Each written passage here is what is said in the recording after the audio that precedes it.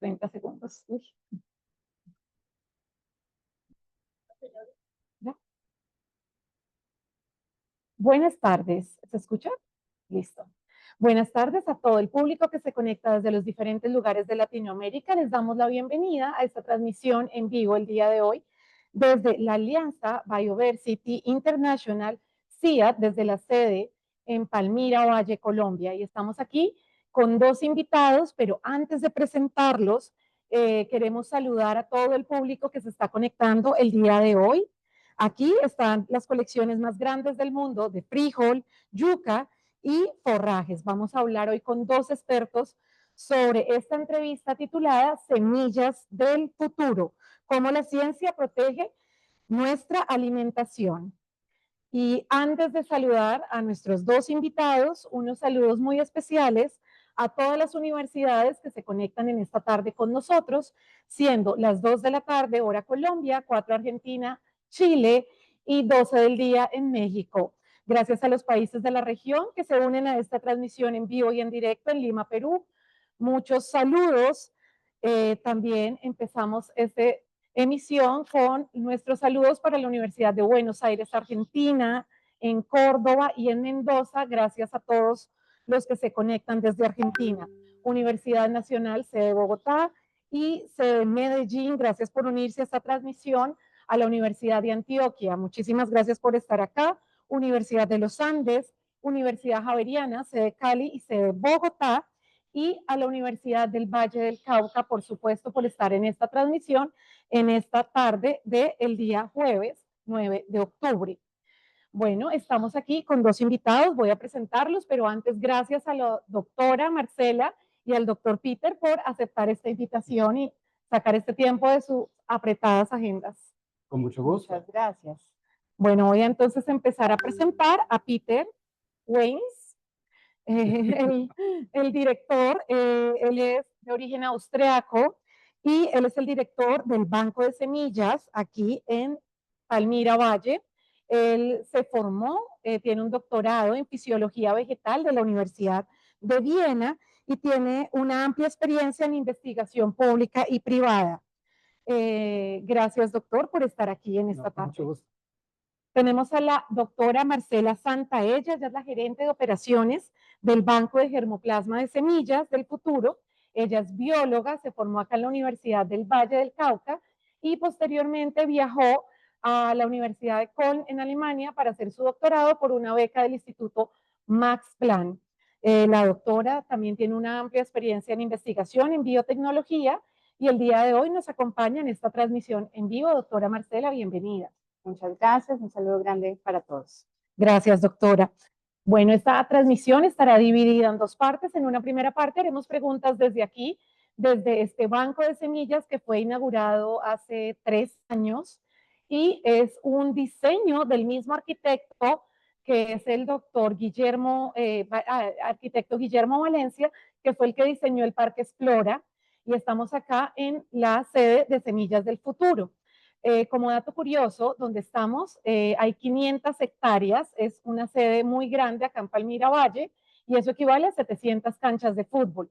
Pero bueno, sin más preámbulo, vamos a arrancar el día de hoy esta entrevista. Entonces, doctora Marcela, quería preguntarle, la primera pregunta es respecto a cuál es el papel clave de la Alianza Bioversity International CIAT en la conservación y mejora de recursos agrícolas. ¿Podría explicarle un poco al público de pronto que no es del área? Bueno, en la Alianza somos uno de 11 bancos internacionales, miembro del grupo CGIA, el Consorcio Internacional para la Investigación Agrícola, y con estos otros 10 bancos conservamos aproximadamente 40, 50 cultivos de base muy importantes para la alimentación humana en todo el planeta. Y aquí en Palmira, desde hace más de 45 años, tenemos 3 colecciones muy importantes, que es la de frijol, forrajes tropicales y yuca. Gracias, doctora, por esa introducción. Ustedes han enviado semillas a otros países, ¿cierto? Sí, digamos la misión o la razón de ser del banco no es solamente tener esa diversidad de cultivos aquí y de las especies silvestres que son relativos o familiares de estos cultivos, sino que estos materiales se utilicen. Entonces es conocerlos, conocer esos potenciales beneficios para la agricultura y la alimentación humana, pero también que los usen investigadores y también agricultores y cualquier interesado en investigación, alimentación y mejoramiento con estas variedades. Hemos distribuido más o menos a 140 países en estos 45 años de funcionamiento. Y esta alianza es una colaboración entre la parte pública, privada. Tienen ustedes también mucha ayuda de fundaciones, ¿cierto? Pues principalmente el banco y en general los 11 bancos que componen este sistema internacional tienen financiación directamente de la FAO a través de una fiducia del Global Crop Diversity Trust. Y esto pues principalmente es contribuciones de los diferentes países a este fondo que mantiene las colecciones de diversidad de cultivos. Gracias, doctora, por esa introducción el día de hoy para todo el público que se está conectando. Doctor Peter, ¿cómo contribuye el programa de Semillas del Futuro en la conservación y la biodiversidad a nivel mundial? Cuéntenos un poco. Sí, pues como Marcela ya mencionó, somos una parte de una red global, digamos, de bancos de semillas internacionales regulados por la FAO, la Organización de la ONU sobre la Agricultura. Y básicamente nuestro papel es conservar la agrobiodiversidad, la diversidad que es como la materia prima para la agricultura a nivel global. Porque, bueno, más o menos hace 8 a 10 mil años, diferentes cultivos fueron domesticados por diferentes culturas alrededor del globo. Y durante ese proceso de domesticación se desarrollaron muchas variedades localmente adaptadas a diferentes ambientes, a diferentes retos, digamos, también a diferentes enfermedades de los mismos cultivos. Muchas de esas variedades, más bien criollas, se han perdido a través de las últimas décadas, cuando los programas de fitomejoramiento empezaron a desarrollar variedades mejoradas que rinden mejor, que rinden mucho más que en muchos casos que las variedades criollas. Entonces, esas variedades criollas se han ido perdiendo. Lo que hemos hecho en esa red fue colectar estas variedades criollas y conservarlas aquí en estos, por ejemplo, en este banco de semillas y en otros países también en centros hermanos. ¿Por qué? Así hemos evitado que se pierdan las variedades criollas, y también estas mismas variedades criollas son como la materia prima, como los bloques de Lego, digamos, para el desarrollo de variedades que sean, por ejemplo, más nutritivas, que rindan más y que también se adapten mejor al cambio climático, que es un tema muy importante también, obviamente, al cual estamos contribuyendo. Doctor, ¿en qué condiciones están esas semillas acá guardadas? ¿Cómo? En condiciones muy frías. Tenemos un cuarto frío muy grande, a menos 18, menos 20 grados centígrados, y ahí las semillas pueden durar 30, 50 años, incluso un poco más. También hay un punto importante. ¿Qué pasaría si aquí nos cae un meteorito y destruye todo, digamos, todo el banco de semillas? Necesitamos duplicados de seguridad. Entonces mandamos una copia de todas las colecciones, de todas las semillas. Por ejemplo, en el caso de frijol tenemos 38,000 variedades de semillas. ¿38,000? 38,000. Y son las que están acá Aquí al fondo. hay algunas, ¿no? Desde especies silvestres hasta las mejoradas. Pero mandamos una copia de cada una de las 38,000 variedades a un sitio que se llama Svalbard, que es una isla cerca del Polo Norte, parte de Noruega, y allá todos los bancos de semillas del mundo mandan la copia de seguridad para estar seguros que no perdamos nunca esa biodiversidad que estamos conservando. Es como subir las semillas a la nube, ¿no? Cuando uno trabaja en computadora, sube los archivos a la nube, y eso es algo similar a lo que estamos haciendo. Uy, gracias por la explicación. Entonces, todas las semillas que se encuentran acá en Palmira tienen copia allá, en Svalbard, y ¿no? también en otro centro hermano, en nuestro caso en México, el centro que conserva maíz y trigo, y ellos nos guardan la copia de seguridad de nosotros. Y entonces aquí guardamos también copias de seguridad de otros centros hermanos de Etiopía, de Nigeria y otras partes. Gracias, doctor. Es una colaboración grande entre Sí, diferentes centros de bastante investigación. grande, sí, sí, bastante grande y global. Ujú. Doctora, ya que el doctor Peter menciona las colecciones que tienen acá en el banco, quisiera preguntarle qué especies claves tienen acá en Palmira Valle. Pues aquí tenemos 3 colecciones en fideicomiso, es decir, que las conservamos, multiplicamos y las ponemos a disposición de cualquier usuario que tenga interés en investigación y agronomía. Pero básicamente son 3 colecciones, frijol, yuca y forrajes tropicales, que son originarias de las Américas. Otros centros, por ejemplo, el CIMIT, que ya mencionó Peter, en México tiene el maíz y también el trigo. En Perú está el Centro Internacional de la Papa y tubérculos andinos. Y así nos hemos repartido esos 40 cultivos importantes para la alimentación. Gracias. O sea, el fuerte acá es frijol, yuca y forrajes tropicales, Forrajes que ya vamos a tropicales. hablar de ellos ahorita. Listo. Así es. Gracias, doctora Marcela. Doctor Peter, en el contexto de bancos de semillas, ¿qué es germoplasma? Porque la gente oye hablar de eso y queda perdida. ¿Qué significa? No, eso es un término muy esotérico casi para los que no estamos trabajando en esa área, pero básicamente germoplasma es cualquier tejido vegetal que puede que puede producir una nueva planta. Generalmente son semillas, las semillas tradicionales, pero también pueden ser cultivos in vitro. Son plantículas chiquitas creciendo en un medio, en un tubo de ensayo bajo condiciones estériles. Por ejemplo, la colección de yuca la tenemos que conservar in vitro en estos tubos de ensayo para conservar la constitución genética de cada una de las variedades, 6.000 variedades de yuca que estamos conservando, porque la yuca no se puede reproducir a través de semillas porque por razones genéticas no funciona. Por eso también los productores plantan o siembran yuca, lo que se llama la semilla de la yuca. No es una semilla, sino es La planta. es la estaca, gracias. A veces se me escapan las palabras. Las palabras. No, pero habla muy bien el español.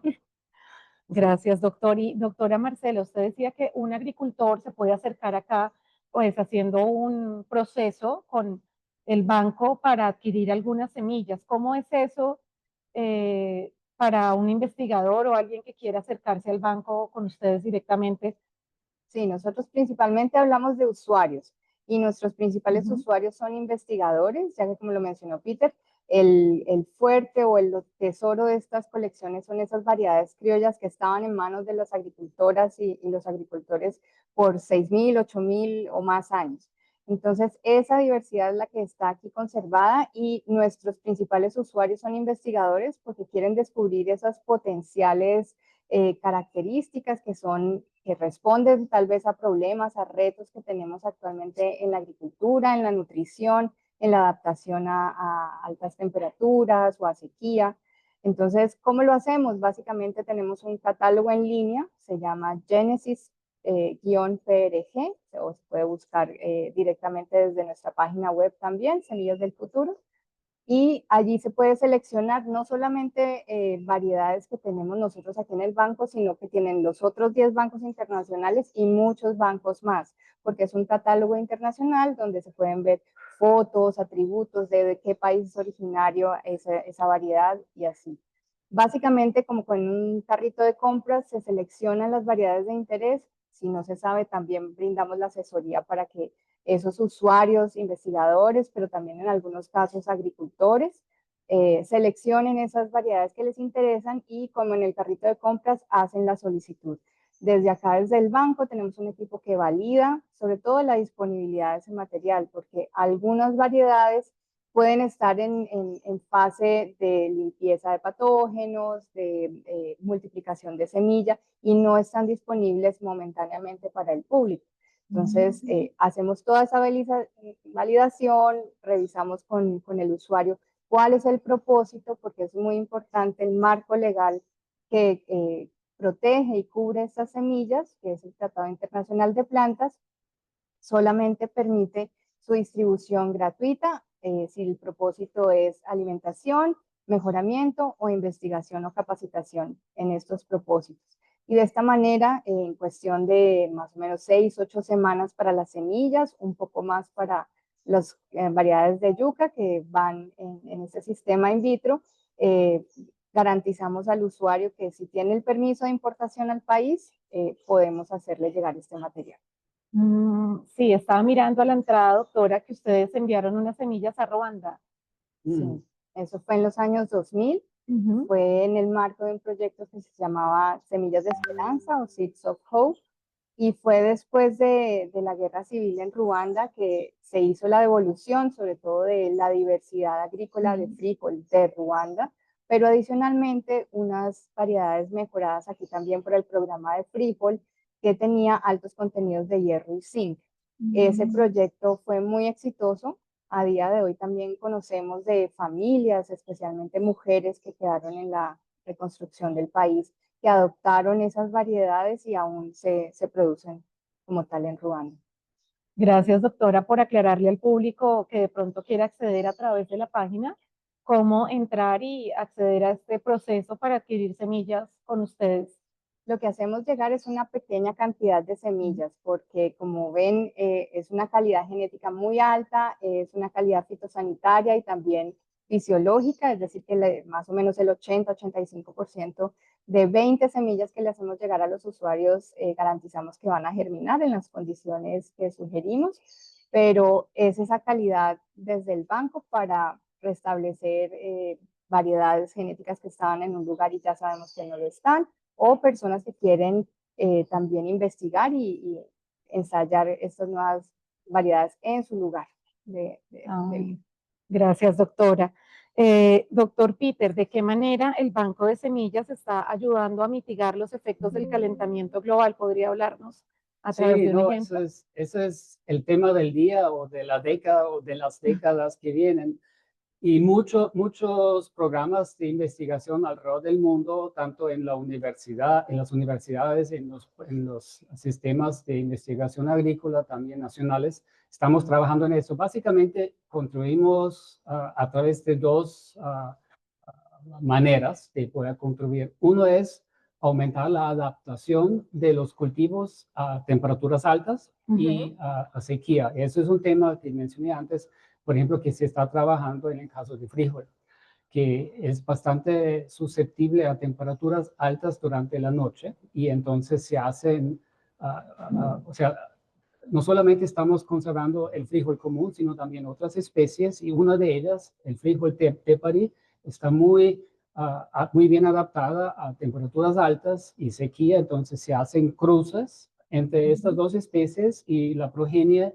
Entre las progenias uno puede seleccionar variedades que están mejor adaptados al cambio climático.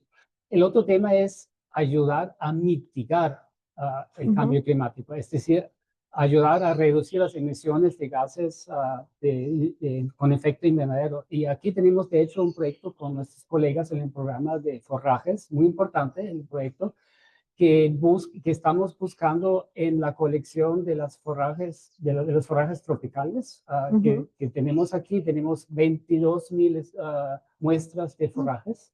Estamos buscando los forrajes que cuando el ganado lo consume, produce menos metano en el rumen del ganado y así ayuda a reducir la producción de gases de efecto invernadero durante la producción de leche y de carne. O sea, eso es un tema muy importante que estamos abarcando. Estamos colaborando también con otros 2 centros que tienen otras colecciones de forrajes para poder abarcar y cubrir todas las regiones geográficas alrededor del planeta, básicamente, donde se usan estas especies forrajeras para producción de leche y de carne. Disculpe, doctor, ¿y en cuánto baja la emisión de gas metano? ¿En cuánto, perdón? Más o menos, ¿en cuánto se reduce la emisión de...? Esto todavía no sabemos. Están en investigación. Estamos en una fase de descubrimiento. O sea, esperamos que podamos reducir al menos por un 30% la emisión de metano, o sea, a partir del rumen de las vacas, pero todavía no sabemos. Eso, por eso se llama investigación, porque no sabemos, pero tenemos la idea de entre todas estas 22,000, de pronto hay unas pocas docenas que nos sirven para este propósito y pueden tener un impacto muy grande Por ejemplo, algunas especies forrajeras de pastos, de gramíneas, aquí que estamos conservando, que se llaman Brachiaria, se han sembrado en un área en Brasil, Venezuela, Colombia, más de 100 millones de hectáreas. Entonces, si podemos descubrir unas variedades de Brachiaria con menor emisión de metano y esto se puede compartir con los que producen ganado, el impacto puede ser muy grande. Eso es un proyecto financiado, en este caso, por la Fundación de Bezos. Jeff Bezos. Jeff Bezos, porque ellos tienen un fondo para buscar diferentes maneras de mitigar el cambio climático. Sí, vimos a la entrada un arbolito de la Sí, Fundación sí. Jeff Bezos y de Jeff Bezos cuando De estuvo Jeff acá. Bezos plantó su árbol aquí Sí, afuera. acá al frente tiene Sí, una y la tenemos Fundación. varios personalidades presentes a través de los árboles que plantan. Que plantan y la Fundación Bill Gates también tiene. También, sí. Bueno, y siguiendo en esta línea, doctora Marcela, quería preguntarle cómo es el proceso, cómo consiguen ustedes las semillas, cómo es el proceso para traer una semilla acá al banco, cómo inicia todo. Bueno, pues la principal construcción de las colecciones se hizo a finales de los 70s, 80s y tal vez 90s, aunque precisamente hace unos 8 o 10 días estuvo un equipo de aquí del banco en colecta al sur de los Estados Unidos, en Texas y Nuevo México, precisamente en busca de silvestres de ese frijol tepari, que está muy adaptado a los desiertos de Sonora y del sur de los Estados Unidos, norte de México. Entonces, ¿cómo llegaron esas semillas aquí? De diferentes formas, en colectas, así como en expediciones de que les comento, pero también por donaciones, por proyectos conjuntos, y básicamente entran en un proceso de identificación de que son materiales o variedades únicos que no estamos replicando o duplicando esfuerzos al interior del banco. Actualmente lo hacemos por métodos también moleculares, o buscamos que se puedan hacer a través de marcadores moleculares, pero originalmente era viendo la taxonomía o la morfología de las plantas como tal en campo. Si vienen de fuera, pues hay que hacer un proceso muy estricto de cuarentena, eso de la mano de la autoridad nacional, que es el Instituto Colombiano Agropecuario, y una vez el material ya está libre de patógenos de interés cuarentenario y se nacionaliza, empieza el proceso de multiplicación de semillas, porque requerimos más o menos entre 2.000 y 5.000, 6.000 semillas por cada variedad, eso como para operar al menos 30 años. Eso nos da suficiente semilla para tener para la siembra en los siguientes 30 años, para distribuir al menos a 20 usuarios esas 20 o 30 semillas, para hacer un monitoreo de esa semilla, como si sigue viva en cada 10, 15, 20 y 25 años, y finalmente para enviar una copia al sitio de seguridad, básicamente en México y también en Noruega. Entonces es un proceso largo, detallado, y estudiamos bastante bien en este momento que tenemos cerca de 67.000 variedades que realmente entren a las colecciones nuevo material genético que sea de provecho para la diversidad agrícola. Doctora, ya que habla de esas tecnologías que usan a nivel molecular para la identificación, ¿qué tecnologías innovadoras están usando acá en Palmira Valle o qué tecnologías usan? Pues hay un rango amplio de tecnologías. En la parte del banco digital que llamamos, se está genotipificando con marcadores moleculares, básicamente cambios de un nucleótido y comparado entre diferentes variedades, pero en la misma región, aquellos marcadores que son informativos y nos pueden determinar variaciones en alelos que pueden estar o no asociados a alguna característica específica. Pero adicionalmente en la calidad de las semillas estamos utilizando rayos X, también patrones o espectros de infrarrojo para determinar contenidos nutricionales, sea proteínas o algunos fitatos, hierro como tal. Se me escapa algo. No, pero esos son básicamente, creo que tal vez el tema más importante que cada día se está volviendo más importante es el tema de las secuencias de ADN. En este momento, por ejemplo, hemos identificado toda la colección de yuca, las 6.000 variedades, con una metodología que nos da más o menos información sobre 100.000 puntos en el genoma, pero eventualmente todo va hacia la secuenciación del genoma completo. Y seguramente más adelante, toda esa información genética, más la información sobre los diferentes rasgos fenotípicos que ya conocemos en algunos casos y en otros casos hay que adquirir, todos estos datos se van a juntar y se van a ser analizados a través de algoritmos de inteligencia artificial. Hacia allá se está desarrollando todo eso. ¿Para qué? El problema es cuando alguien quiere, por ejemplo, en el caso de yuca, mejorar la yuca para, no sé, aumentarle el contenido de provitamina A, ¿qué de las 6.000 variedades escoger? Uno no sabe, pero con esa información y las predicciones que seguramente en un futuro vamos a poder hacer, se puede como identificar algunas variedades de las 6.000 que tienen un mayor chance de tener estos factores genéticos que expresan estos rasgos fenotípicos deseables para los fitomejores. Entonces, todo ese campo, por eso tenemos esa parte que se llama el banco digital, que tiene que ver con toda la información asociada a las semillas y a las plantículas de yuca. Doctor, ¿qué impacto tiene tener acá la mayor colección de frijoles a nivel mundial? Pues somos los únicos en el sistema que Marcela mencionó del CGIAR, que estamos conservando frijoles tipo faseolos, ¿no? Hay otros frijoles también, pero nosotros enfocamos en estas 5 especies cultivadas de faseolos, y es un cultivo recontra súper importante, lo diría. ¿Por qué? Por 2 razones principales. Porque estos frijoles, frijol común sobre todo, es la fuente de proteínas principales para millones y millones de personas en diferentes países de África Oriental. O sea, es básico. Sin estos frijoles, el contenido proteico de las dietas en esas partes sería muy, muy bajo. Número 1. Número 2 también es que ya vemos una oportunidad hacia el futuro pues ahora hay mucho movimiento de movernos de proteínas basadas en animales a proteínas basadas en plantas, ¿no?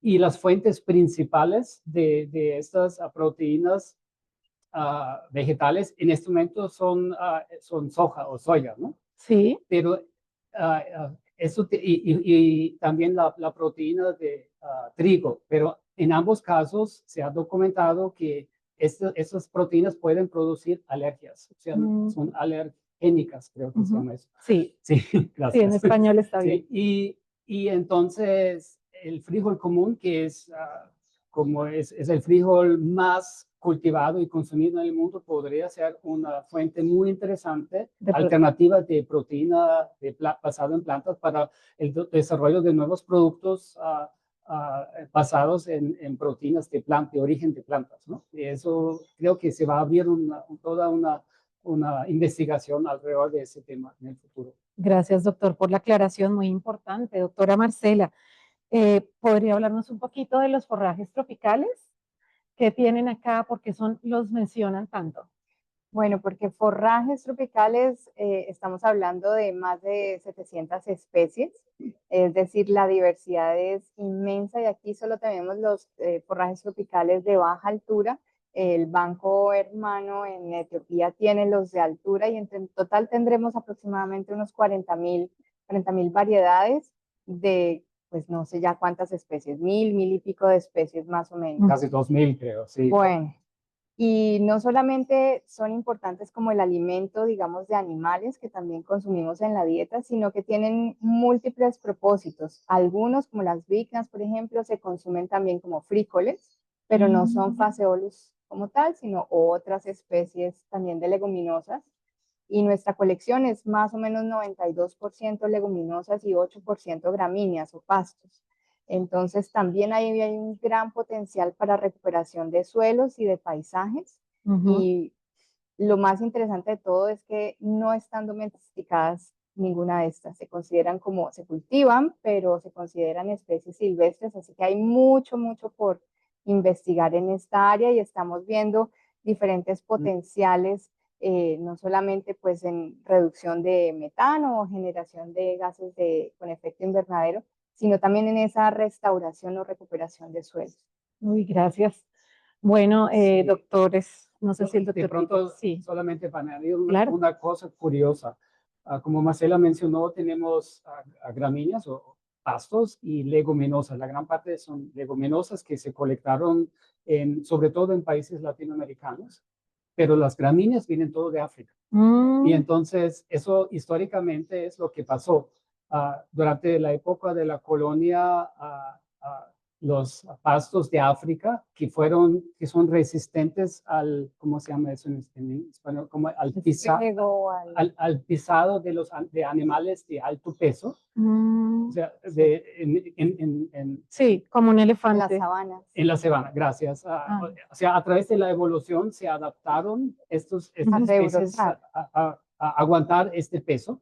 Y mientras aquí en Latinoamérica no había esa presión selectiva durante la evolución. Entonces, por eso las gramíneas, los pastos que durante la época de la colonia llegaron aquí a Sudamérica fueron tan exitosas y por eso hoy en día existen estos pastos de braquiaria en millones y millones de hectáreas, mientras al otro lado, en África, lo que se usa bastante son las leguminosas que vienen de Latinoamérica. Entonces hubo como un intercambio de pastos contra leguminosas para crear, ojalá, sistemas más sostenibles que tengan ambos componentes, porque los leguminosas contribuyen a enriquecer el suelo por la fijación de nitrógeno que ellos pueden hacer, ¿no? Uy, gracias por la aclaración. No, pues es muy, muy curioso, ¿no? Sí, La eso no sabía. de la colonia y la evolución, todo eso entra en ese tema de las... Y hoy día la interdependencia también de la seguridad alimentaria entre países. Ningún país es autónomo 100% en su seguridad alimentaria. Uy, gracias a los dos. Vamos entonces a iniciar preguntas del público en este momento. Empezamos con la primera pregunta. ¿Qué nos transmite en este momento el público? Nos hacen esta interesante pregunta. ¿Qué están haciendo para formar a los agricultores, emprendedores en las regiones? Nos hacen esta pregunta desde el público y es ¿qué están haciendo para formar a los agricultores, doctora Marcela, o a los emprendedores de las regiones de las diferentes regiones, no solamente me imagino de Colombia, sino de América Latina? Bueno, pues directamente con agricultores no hemos tenido mucha interacción, pero siempre estamos abiertos a que precisamente en este espacio, Semillas del Futuro, se cree un centro de excelencia especialmente en capacitación, en conservación a largo plazo de las semillas, de ese germoplasma, pero también de fomento y el uso sostenible de esta diversidad. Entonces, poco a poco vamos interconectándonos a través de redes con agricultores, pero principalmente encontramos ese espacio, poder hacer capacitación en que puedan conservar sus semillas en el territorio, en bancos comunitarios o locales, de una mejor manera, o haciendo uso del secado, de monitorear y poder guardarlas luego en frío, no igual como aquí, pero sí como con una mejor calidad. Doctora, vi que tienen ustedes un proyecto de arroz.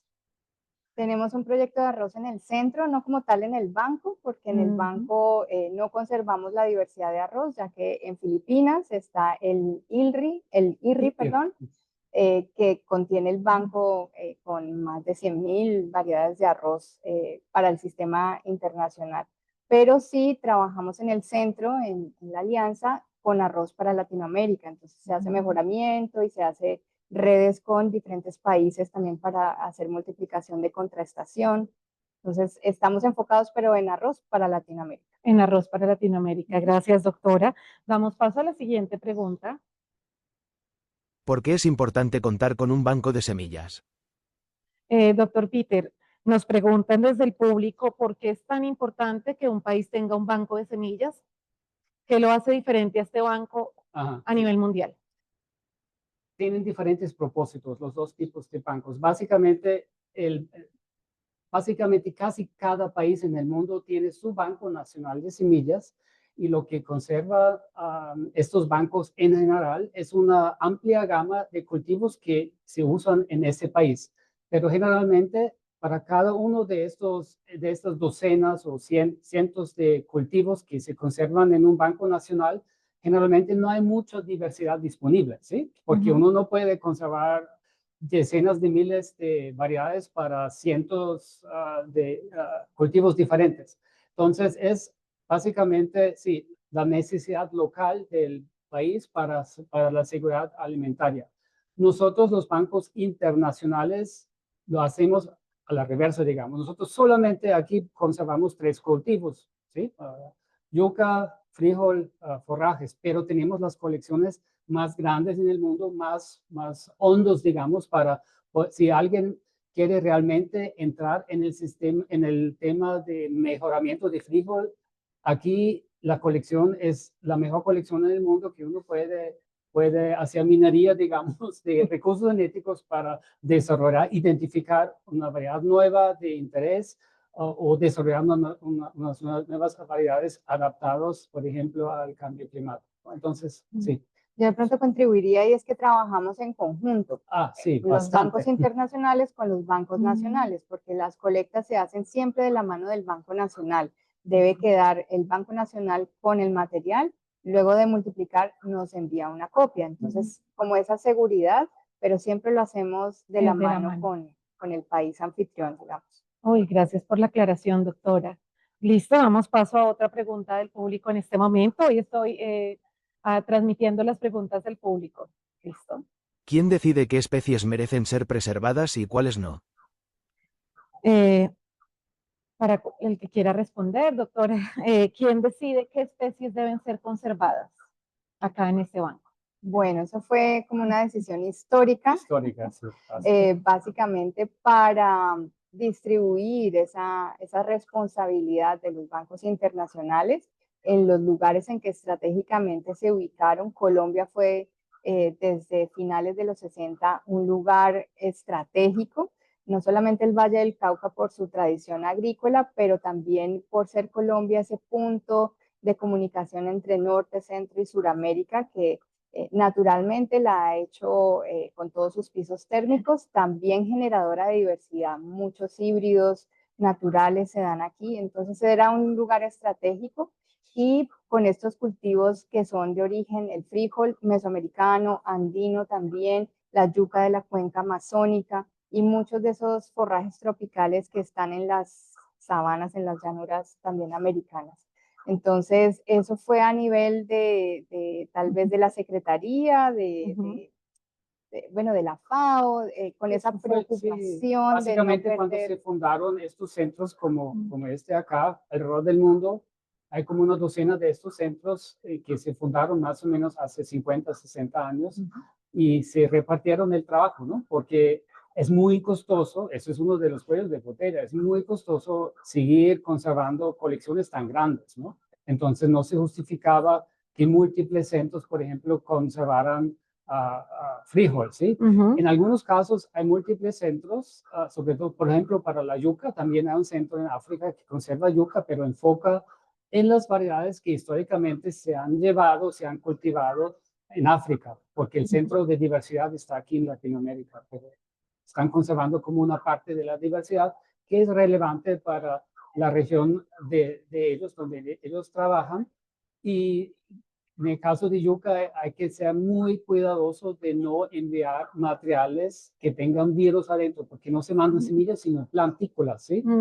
Y para no repartir o no compartir enfermedades de los cultivos junto con los cultivos. Entonces, por eso a veces para este tipo de cultivos que se propagan de manera vegetativa, se mantienen múltiples bancos. Pero para semillas generalmente es uno de los centros que asume la responsabilidad y tiene que invertir en eso. Gracias por la aclaración. ¿Ustedes viajan cuando llevan semillas? No. Viajamos cuando llevamos. O sea, cuando llevan a otro banco, ¿viajan de acá o las envían por...? No, eso es todo por DHL. Ya, por DHL. Sí. Sí, no, porque hay un procedimiento muy estricto ya. desde las cartas antinarcóticas, de los permisos fitosanitarios. Todo. Eso es un mucho proceso. mejor. Sí. Yo no quiero, nadie de nosotros queremos viajar con semillas en el equipaje porque eso no es contra todas las leyes que no se puede imaginar. Siempre es un riesgo. Sí, tienen ya, claro. un proceso. Listo, damos paso a otra pregunta del público. ¿Cómo acelerar la evaluación de todo ese germoplasma guardado, y así poder resolver e impactar los problemas de la producción agrícola y los desafíos del cambio climático?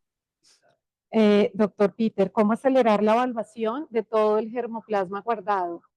¿Cómo se puede acelerar todo Esa es eso? una muy buena pregunta. Eso es Sí, eso es muy una específico. pregunta que nos seguimos haciendo y seguimos refinando ideas y conceptos.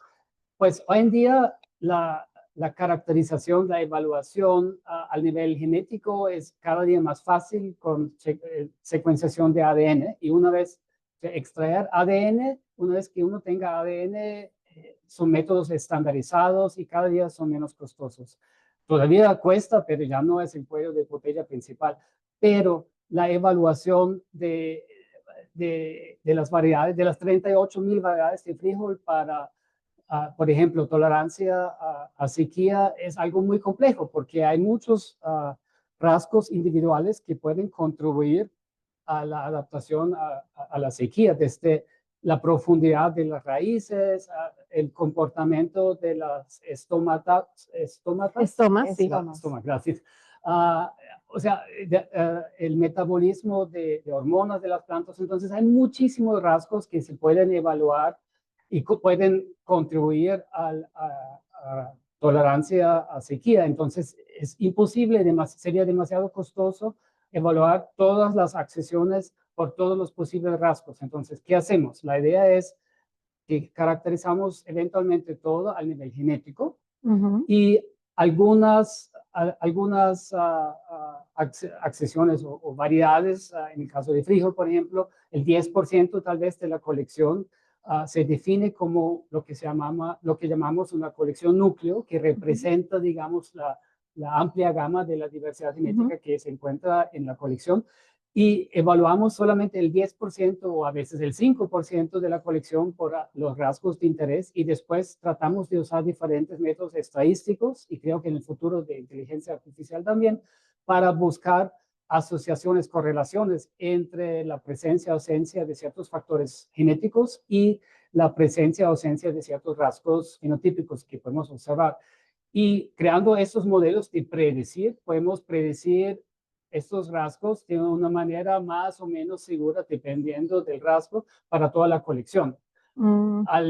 Sí, es un trabajo largo, complejo, pero es necesario porque realmente para poder aprovechar estas colecciones de manera más contundente, más eficiente, es importantísimo aumentar, digamos, los datos, la información que tenemos sobre las variedades. ¿Tienen ustedes robots, doctor, acá para mirar la expresión de los genes? Tenemos algo de robots, pero no necesariamente como para ya determinar.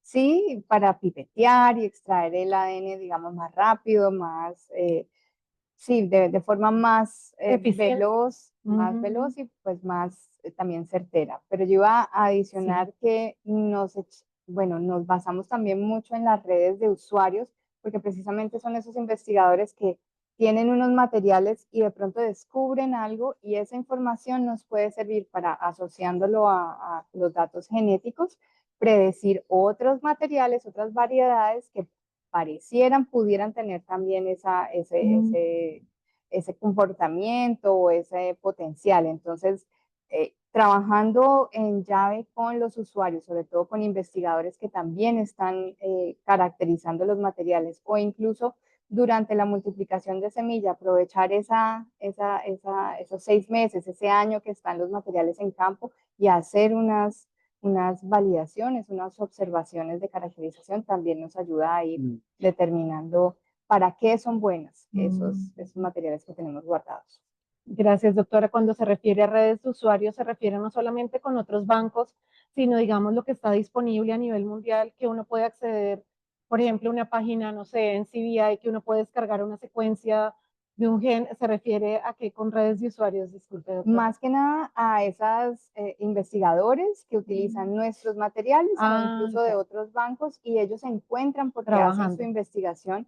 De hecho, cuando distribuimos siempre le preguntamos al usuario y está dispuesto a compartir con nosotros la información que gane a partir de estos materiales.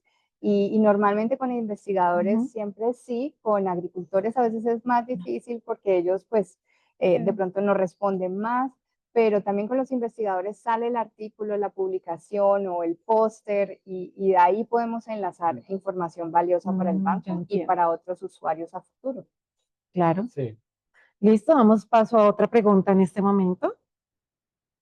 Si pudieran guardar una sola semilla que represente el futuro de la humanidad, ¿cuál sería y por qué? Uy, esta pregunta es para los dos.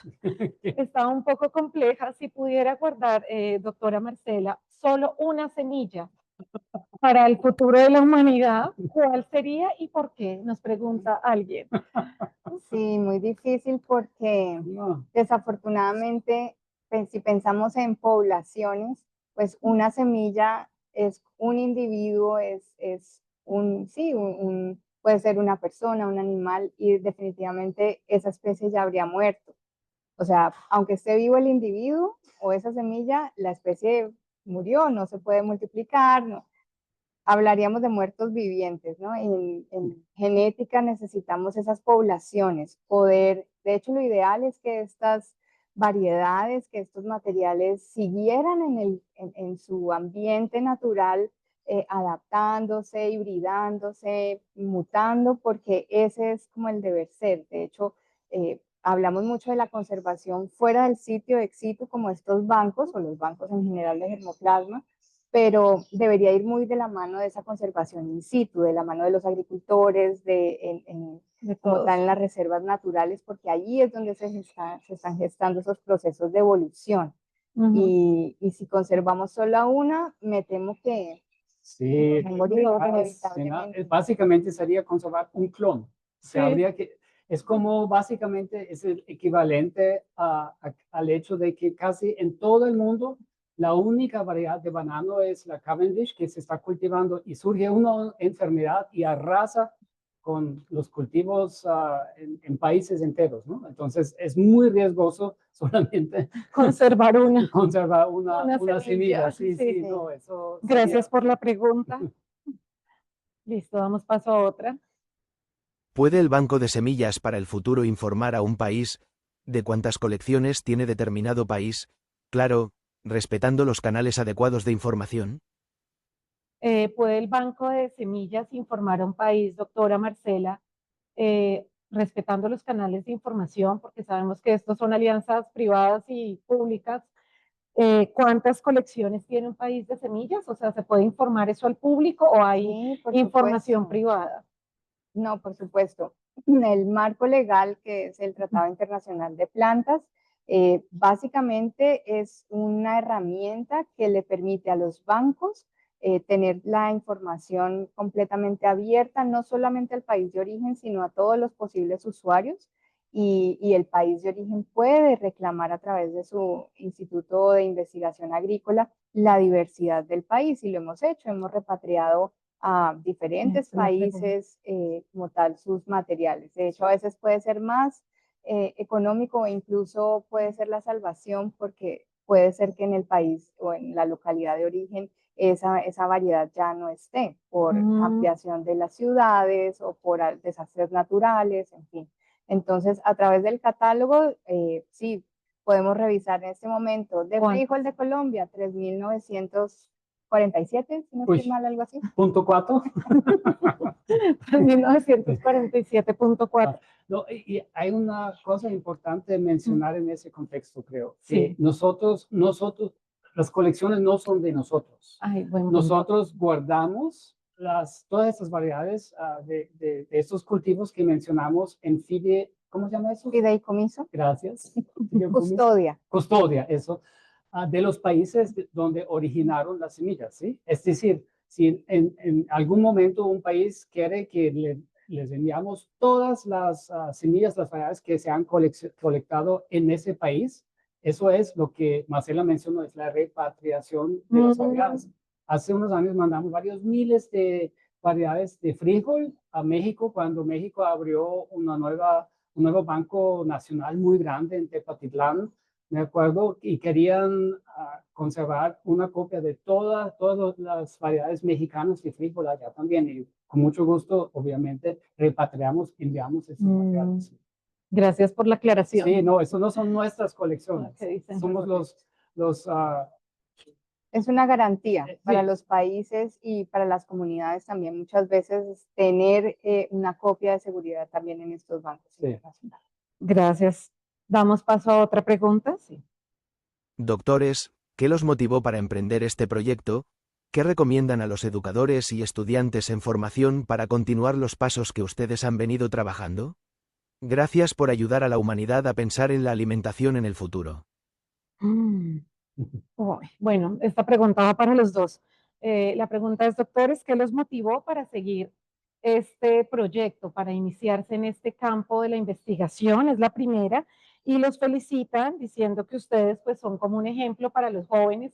¿Qué recomiendan para los educadores o los jóvenes que quieran entrar a este campo? Doctora, la escuchamos desde su experiencia acá Vamos primero. en Latinoamérica. ¿Cómo fue su proyecto de vida para llegar acá? Desde la Pues, universidad, no, ¿cómo te...? estamos en el trópico, la diversidad a flor de piel, a donde miren por centímetro cuadrado. Hay mucho además que seguir haciendo. Para mí en la universidad, en la carrera, fue muy difícil enfocarme en qué. Llegó un momento en que entré por las abejas y luego llegué a las plantas y dije, bueno, creo que me quedo en las plantas, pero ¿y dónde? Entonces, creo que también siempre fui buscando pues herramientas, pero para poder entender esa diversidad. Y creo que la función de estos bancos internacionales y también de los nacionales debe ser no sesgarse a una moda, un interés de una década, de un grupo, sino de esa gran diversidad que tenemos aquí en los trópicos, conservar esa diversidad porque es la oportunidad, la ventana de oportunidad para responder a retos pues de hoy, pero también del futuro.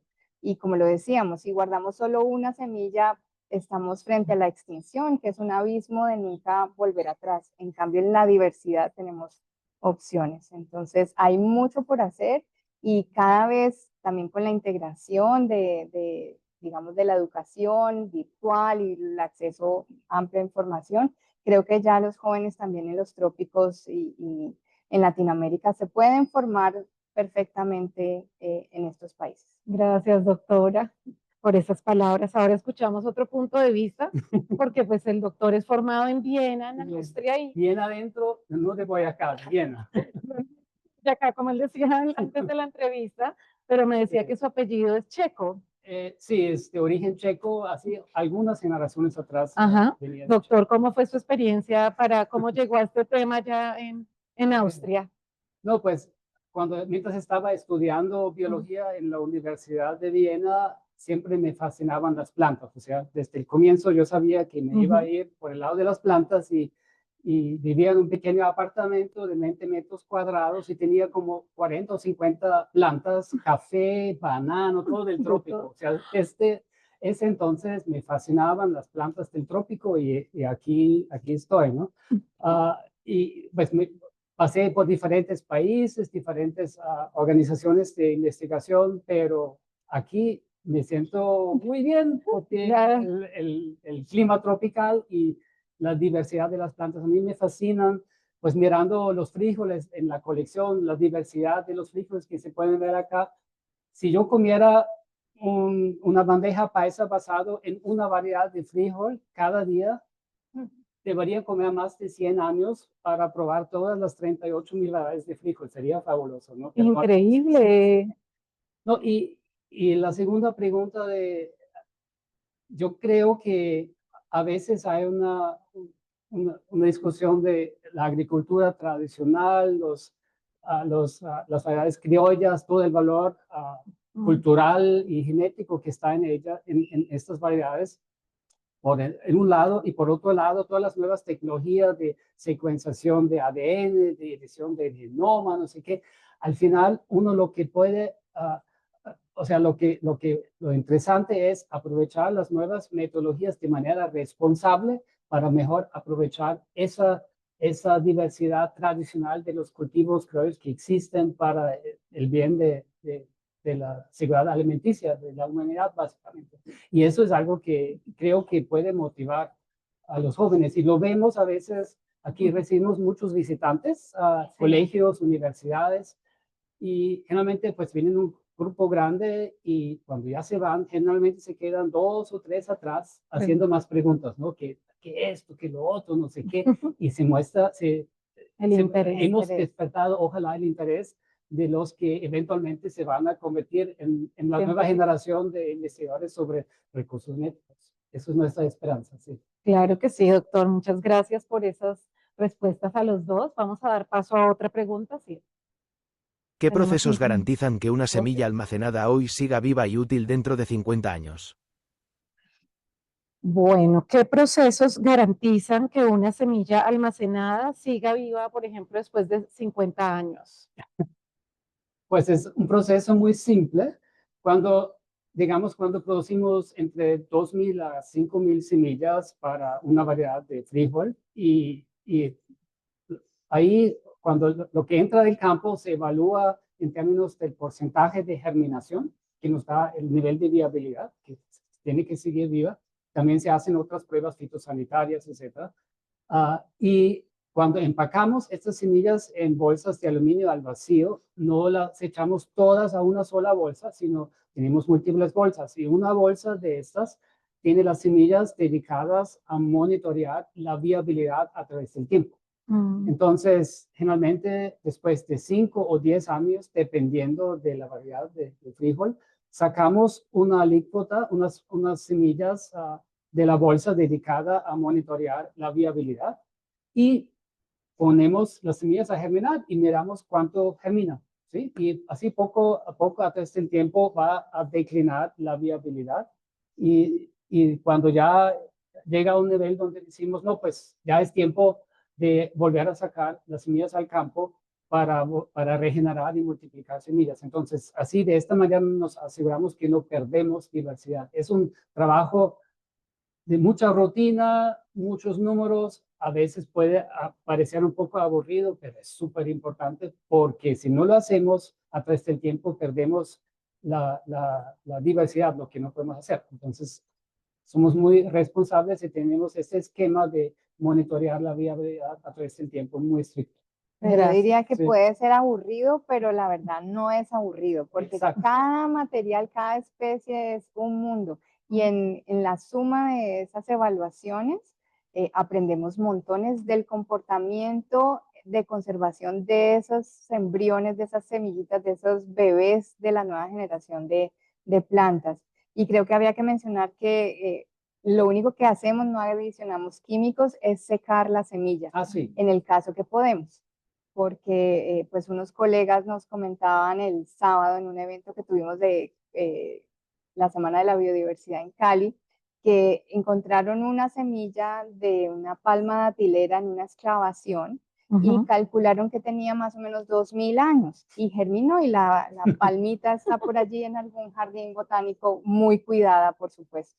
Pero básicamente es eso, eliminar la mayor cantidad de humedad sin destruirla, sin matarla y hacer ese seguimiento de su decline normal, tratando de reducir al máximo las reacciones químicas que sucedan en las células del embrión para poderla conservar así por más tiempo. Gracias, doctora, por esa aclaración importante también. ¿Listo? ¿Alcanzamos a responder otra? Sí, vamos 5 minutos más, doctores. Sí, ¿Listo? está bien. Perfecto. ¿Cómo puede un agricultor colombiano tener acceso a los bancos de semillas de maíz en México y de papa en Perú? ¿Cómo puede un agricultor colombiano tener acceso, por ejemplo, a un banco de semillas en México de maíz y de papa en Perú? ¿Cómo puede hacer alguien acá desde Colombia? Pues diría yo que tal cual como sería acceder a las semillas de aquí de Palmira, digamos, de la alianza aquí en Palmira, pero hay un elemento clave que tal vez es el permiso de importación de material. Esa es la autoridad del país donde está el agricultor, es decir, en este caso para Colombia sería el Instituto Colombiano Agropecuario, que va a requerir una serie de información de parte de los bancos en México y en Perú, pero también va a requerir un seguimiento de esa cuarentena posentrada del material a Colombia. Entonces es un requisito que A veces puede parecer no muy fácil, pero pues para investigación se requiere sí o Sí, sí. claro. Permiso. Y por eso los investigadores hacemos esas solicitudes de permisos de importación y establecemos unos invernaderos sellados, herméticos, para que si viene alguna plaga, algún virus, bacteria u hongo, pues no salga y se convierta en un problema de sanidad, pues como el que vivimos para el plátano hace unos años. Entonces, básicamente ese es un requisito importante, determinante, pero en realidad es tal vez el único, porque de resto son documentos para firmar, para declarar el propósito con el que se quiere utilizar el material. Gracias, doctora, por la aclaración. O De sea, pronto, perdón, sí. para añadir, como mencionó Marcela, que el cuello de botella podría ser el permiso, o sea, todo el procedimiento fitosanitario. Ah. Entonces, si estos agricultores pudieran contactar a su organización de investigación agrícola nacional para pedir ayuda para la importación de estas semillas, eso podría ser una manera de resolver este tema, ¿sí? Porque no es un poco complejo el procedimiento, Claro. por razones obvias, ¿no? Sí. Claro, gracias. Una última, sí, dale. ¿Puede el Banco de Semillas, Semillas para el Futuro, fortalecer capacidades en metodologías de colectas u otra actividad en particular a otro banco de semillas de determinado país? Por el Banco de Semillas, para Semillas del Futuro, fortalecer habilidades, por ejemplo, para recolectar semillas o en algún paso del proceso que se sigue. O sea, ustedes dictan cursos o talleres o qué tipo de, digamos, alianzas pueden tener las personas que quieran acercarse acá a Palmira. Pues básicamente las capacitaciones que hacemos a investigadores, pero también a agricultores que tengan bancos locales o bancos de semillas comunitarios en esos procedimientos, pero lo que hemos hablado, el secado de la semilla, la calidad o la producción en campo de buenas prácticas y ese cuidado para tener precisamente semilla, no grano que es el que consumimos, sino esa semilla que es como la nueva generación del cultivo. Eso es en lo principal que nos enfocamos, porque ya la parte de colectas, lógicamente hay todo un aspecto legal que hay que tener mucho cuidado, todos los permisos claro. de acceso, y por eso no fomentamos digamos, la colecta de semillas para incluir al banco, porque tiene que tener todo como su fundamento legal, tanto del país como de las comunidades, en el caso que sea. Entonces, preferimos eso hacerlo con los institutos de investigación agrícola de los países. Gracias. 3 y 3. Cansamos. Última, listo. Dios, última. ¿Qué tipo de descubrimientos o innovaciones recientes están transformando la forma en que conservamos y estudiamos las semillas? ¿Están usando inteligencia artificial? ¿Qué tipo de descubrimientos recientes están transformando la forma como usamos las semillas? ¿Ustedes están usando inteligencia artificial?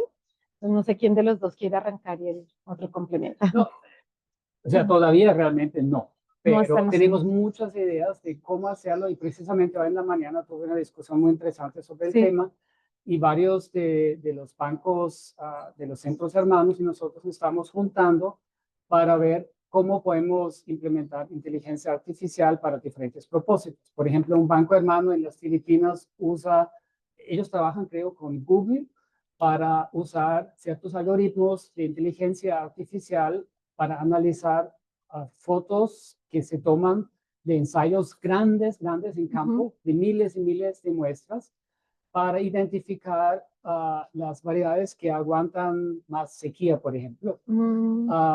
Otro centro hermano, el Centro Nacional de la Papa, ellos han empezado a trabajar creo que con Amazon Cloud, para implementar algoritmos de inteligencia artificial para crear una interfase mucho más amigable hacia los usuarios, que un usuario puede ir al sitio web y abrir una discusión con un chatbot, básicamente, para describir qué tipo de semilla requiere, para qué región, para qué propósito, qué es la preferencia, y el algoritmo identifica entre todos los datos para los miles y miles de variedades que existen en la colección, cuál de estas serían a lo mejor las más apropiadas para ese propósito. Entonces, pero eso apenas está comenzando. Yo creo que la combinación entre las secuencias genómicas, la inteligencia artificial y también diferentes métodos de evaluar rasgos en campo a través de imágenes, de drones, etcétera. Todo eso se va a juntar para facilitar una minería de datos mucho más completa que es posible hasta este momento. Eso, va a haber mucho desarrollo, pero apenas estamos comenzando. Gracias, doctor. Doctora, no sé si quiera completar algo. Yo quería como aterrizar un poquito Sí. también al piso, porque finalmente la multiplicación de semillas se va a hacer como se ha hecho tradicionalmente. Es una Sí. semilla que se siembra, no podemos hacerle nada más que darle el ciclo de cultivo y las condiciones óptimas para que ella florezca y fructifique, y esa será la siguiente generación. Porque muchos de los estudiantes nos dicen, ¿y ustedes las clonan? No, No, eso es no. sembrarla como en el colegio, ya sea en el algodón, germinarla y ya ponerla en campo. Así seguirá siendo. Gracias. Eso es lo bonito, la combinación de lo tradicional con las nuevas. Cómo conocer y entender mucho mejor el cultivo, la planta, la fisiología, la semilla, pero siempre siguiendo con el cultivo, así sea que lo pensemos para Marte. También se va a tener que germinar y sembrar y cultivar. Sí. Ay, gracias. Queremos darle gracias a todo el público que se conectó el día de hoy desde los diferentes lugares de Latinoamérica. Ángela Posada, saludos, que te ibas a conectar a esta transmisión en vivo y en directo. Y a todos los que se conectaron, agradecerles a ustedes por habernos recibido acá. Hoy tuvimos la oportunidad de tomar un almuerzo muy rico acá en la cafetería y se escuchan idiomas de todas partes del mundo. Hay asiáticos, hay gente de Estados Unidos, hay gente de África trabajando, investigando aquí en el Banco de Semillas del Futuro, y queremos agradecerles un mensaje final de cada uno para motivar a todos los que están allá atrás, estudiantes, que ustedes quieran transmitir para que entren a este mundo de la investigación. Doctora. Pues me imagino que el almuerzo tuvo frijoles, supongo.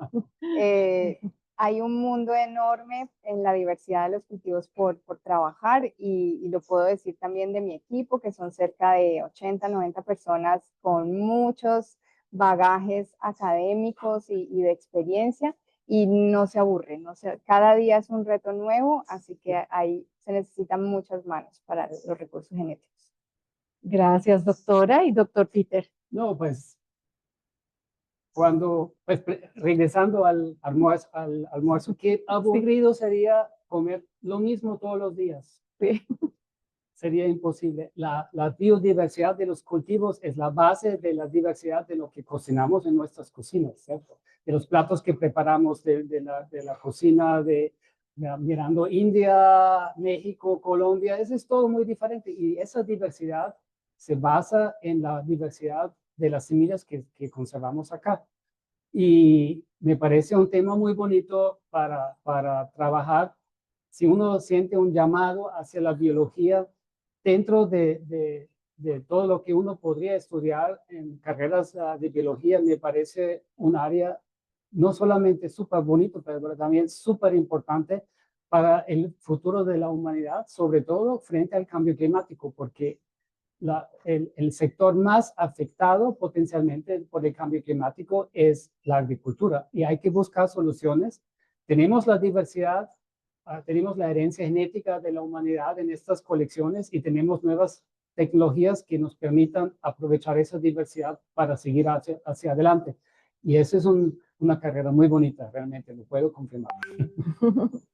Muchísimas gracias a todos los que se conectaron en esta tarde con nosotros, siendo las 3:09 hora Colombia, 5:09 Argentina y 1:09 México. Damos por finalizada esta transmisión. Gracias a todos, muchísimas gracias a los dos científicos, investigadores, al director, a la directora de operaciones del Banco de Semillas, Germoplasma, aquí en la Alianza Bioversity International CIAT. Un saludo muy especial a todos los que se conectaron y a todos los que se encuentran aquí en Palmira Valle y en Cali. Chao. Bye bye, chao. Chao.